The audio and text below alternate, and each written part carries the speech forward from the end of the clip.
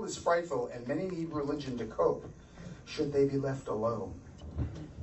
I think it's important to recognise that it is a kind of mental placebo, that it does comfort people.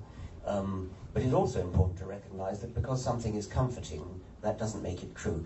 But I think it's important not to make the really obvious logical error that because something is comforting, therefore it's true. I mean, that is a very common error. And of course, once you realise that, it's no longer comforting, but that's true.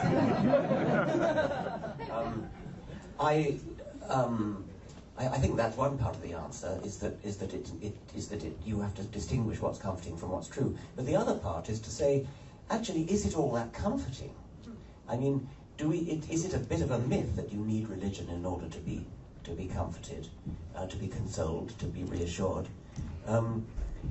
Some people say, well, people who are afraid of death might welcome the consolation of thinking that they will survive their own death. But since most of them believe that there's a very good chance they'll go to hell rather than heaven, how comforting is that? And I mean, I know of an old man at the moment who's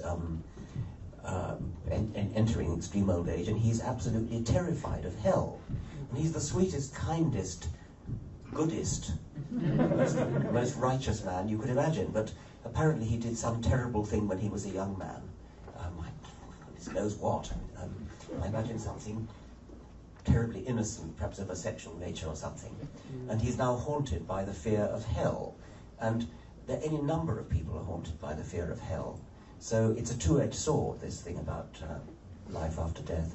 And the other thing is that even if you do go to heaven, do you really want to go to heaven for 1 billion years? Beyond the time when the sun swells to a red dwarf and engulfs the earth and you go on playing your harp. Even the 72 virgins might begin to pour. Well, I'm not so sure about that.